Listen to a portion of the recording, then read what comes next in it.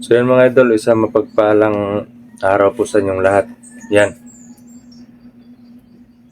kakape po tayo. So yun, una-una maraming magpapasalamat po tayo sa Panginoon. Salamat po ako sa Panginoon kasi hindi na tayo pinabayaan palagi. Palagi po siyang nandyan, ano man yung mga pagsubok natin sa buhay. Lalo na yung mga lakad natin, nakaka-uwi tayo ng safety. No? So, sobrang sobrang lucky po na tulong or mafe-feel mo po talaga na ito pinapabayaan ng Panginoon. At sa mga dasal nyo din po mga idol, no, maraming salamat po.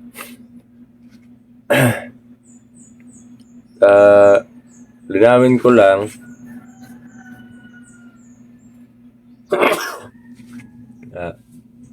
nakalabas po kami ng safety kasama yung 3 bata na sumama sa atin. No.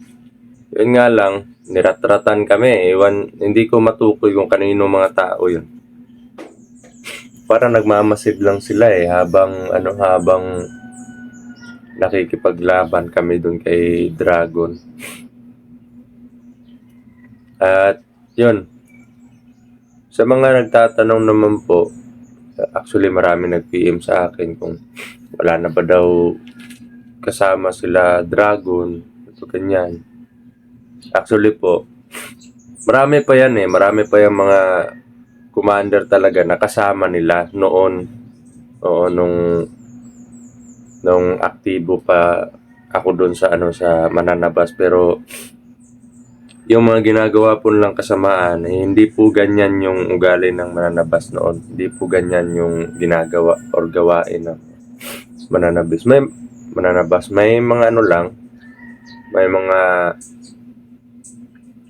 may mga grupo na dating miyembro ng Mananabas na naging masama at hanggang nagsitalunan na kami. Pinauna ko yung mga tao. Pinauna kong lumabas sa buhay na ganyan. Hanggang sa ito, nakalabas man ako sa buhay na ganon bilang isang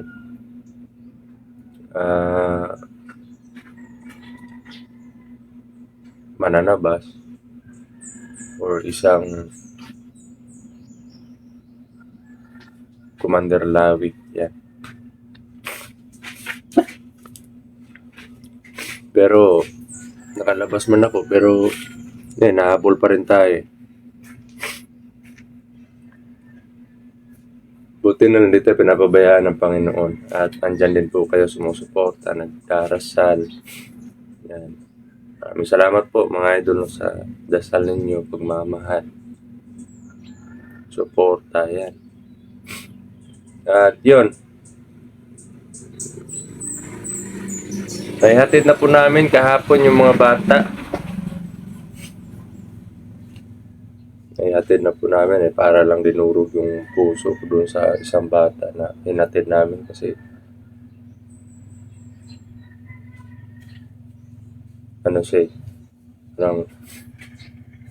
yung mama niya hindi na kumain, inaalalayan na lang po na makatayo or makakain kasi parang na-depress at naapektuhan yung yung katawan. Parang hirap na gumalaw.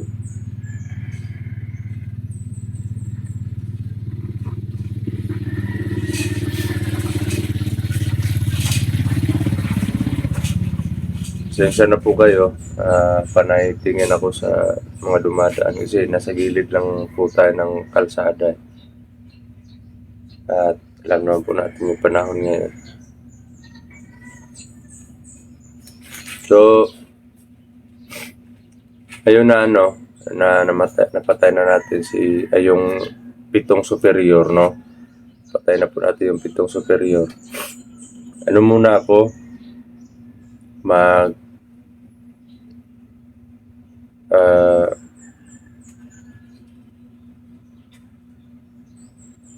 magtatanim or pupuntahan ko muna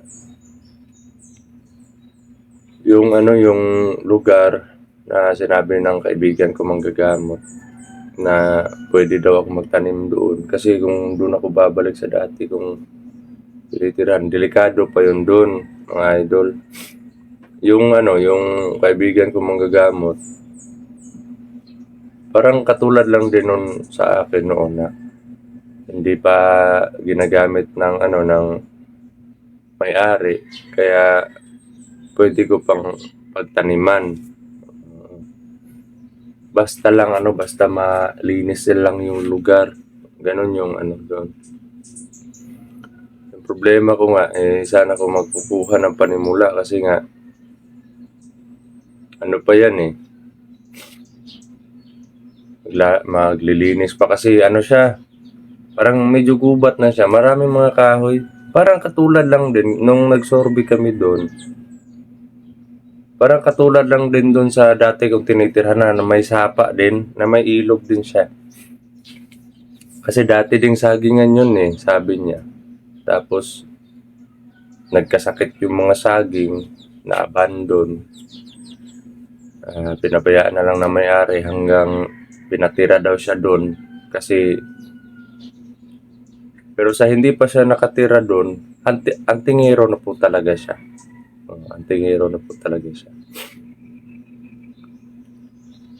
Kaya nung tumira siya doon, sabi sa kanya na habang hindi ko pa gagamitin yung lupa, ikaw muna yung gagawin kong tenants dito. Pwede kang mag ng tao. Hindi naman kalakihan yung lupa niya, pero kung pagtataniman lang ng gulay, malaki na siya.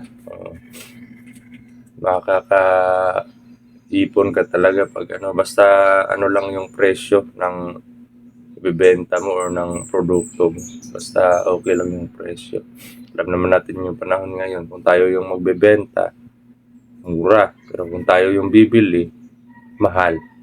Ganun. So, yun. Mga pa yan mga siguro punta pa yan doon sa sa mahigit isang buwan. Mahigit isang buwan pa yan.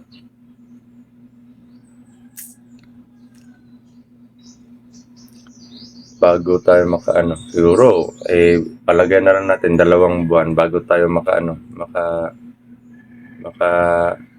income doon sa plano natin pagtatanim. Kasi pa tayo, maglilinis pa tayo, maglalampas. Medyo pa yun, medyo pahaba pa yung doon. May mga kahoy.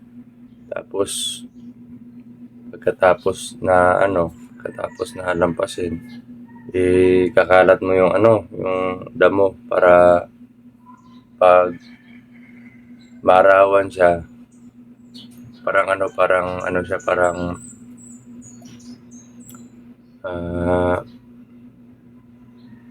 tutuyo yung mga damo na nilampas mo.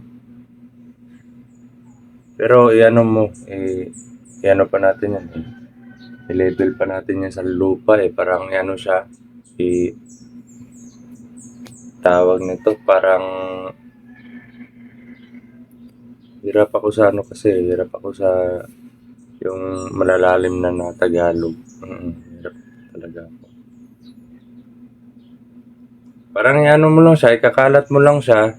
Yan, hindi pwede na mo, itumpok. Hindi pwede yun. Kasi matagal yun matuyo. At may posibilidad pa na siya, malanta or masira yun? Mabubulok siya, hindi siya matutuyo, yung ilalim yung mabubulok. Ay yung gagawin, siya, yan, ikakalat doon sa pinaglampasan. Tapos pag matuyo na, sisindihan para yung mga ano niya, yung mga fungus or yung mga bacteria doon sa ilalim sa na nasa lupa. May porsyento pa noon sa 100%, may porsyento doon na makuha or mapapatay natin mga insekto na hindi pwede doon sa pananim, yung balak nating itanim.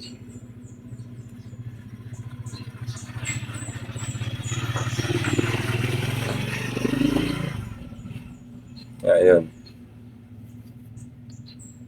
Sana po pero iba-vlog din naman natin. Iba-vlog pa rin natin. At hindi po tayo titigil sa sa exploration kasi unahin ko lang yung paggugulay. Oo. Pagkatapos ko magtanim, pagkatapos kung kasi hihintayin pa yan maghihintay pa tayo ng ilang niyan. Pagkatapos magtanim, malinis na siya, tataniman, didiligan. Pag makikita natin na kahit di mo na diligan, kahit di mo na mabubuhay na talaga, hahayaan ng mga ilang araw. Tapos bibisitahin na naman para linisan na naman yung mga puno, crown weeding, ganon.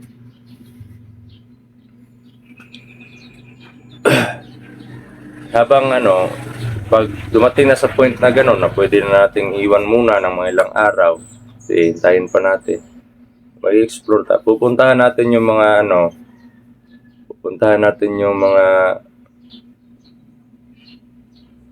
ibang commander o mga ibang tauhan nila superior na nasa ilalim ng nila ng hypnotize or ng kapangyarihan.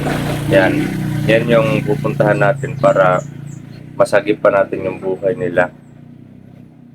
Kasi sa nakikita ko, hindi lang po mga tauhan yung nahihypnotize or hindi lang po yung mga tauhan yung nakatali sa sumpa, kundi pati na rin yung ibang commander. Marami akong kilalang commander pero sa ngayon mas marami yung mga commander na hindi ko kilala. Yung mga baguhan. Kasi marami na commander na napatay. Yung mga dating commander na kilala ko. Siguro may inasahang bagong leader or bagong commander. Hindi po ibig sabihin na namatay na yung mga superior, yung 7 superior, wala na po tayong kalaban. May mission pa po tayo. So, sana po supportahan nyo pa rin po ako, mga idol. Pagkatapos ko magkape, lalakad muna ako. Hanap tayo ng bigas. Yung kakauwi ko pa lang ng isang araw. Tapos kahapon, nag-relax ako. Pagkatapos namin ihatid ni Dodo yung mga bata. Nag-relax ako. Sama yung pamilya ko. Tapos, kanina madaling araw, 1 a.m. umuwi ako. At yun nga, pag-isip-isip ko pero nag-usap na kami ng asawa ko na mag-ano ako doon, magtatanim ng talong, ganun. Sayang sana yung pwesto ko dati, sayang yun. Mataba yung lupa doon. Kahit wala nang abono, okay na. Kahit wala ka nang ilalagay na yung mga fertilizer, okay na.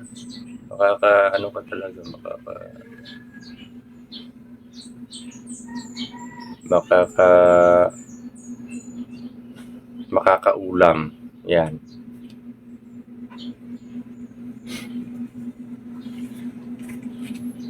At pasalamat na rin po ako sa pamilya ko kasi hindi sila mapili sa pagkain. Ano yung meron. parang ano lang, parang kahit mahirap, masaya pa rin. Lalo na yung asawa ko, kahit sabihin niya na, ito na yung ano natin, ito na yung sitwasyon natin.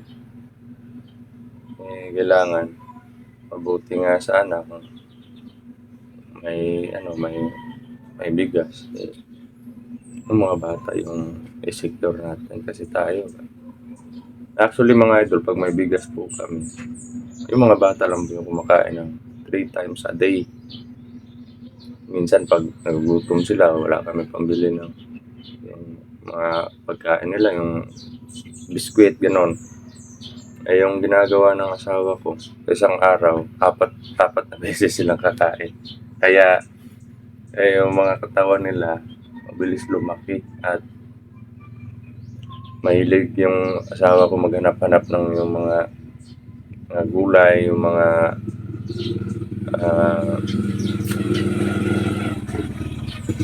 yung tinatawag nilang jungle vegetables, ganon. Mga halamang gulay. Nakikita dun sa sa kilid-kilid lang. Maraming maraming uri ng mga halaman na akala natin nakakamatay, nakakalason. Yung iba nga, akala natin gamot lang.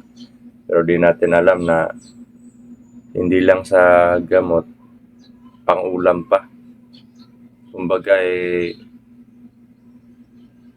pwede mong igamot, pwede mo ring ulamin. Maraming benepisyo. Hindi lahat ng akala natin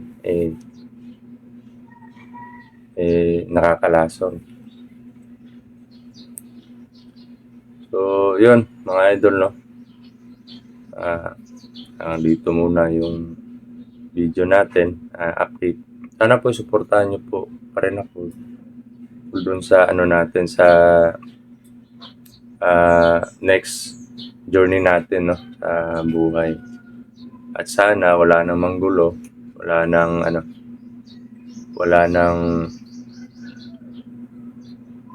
maghabol pa na kalaban para din makatulong tayo sa mga iba nating Tatapusin ko lang muna yung nasimulan ko, katulad ng paglinis dun sa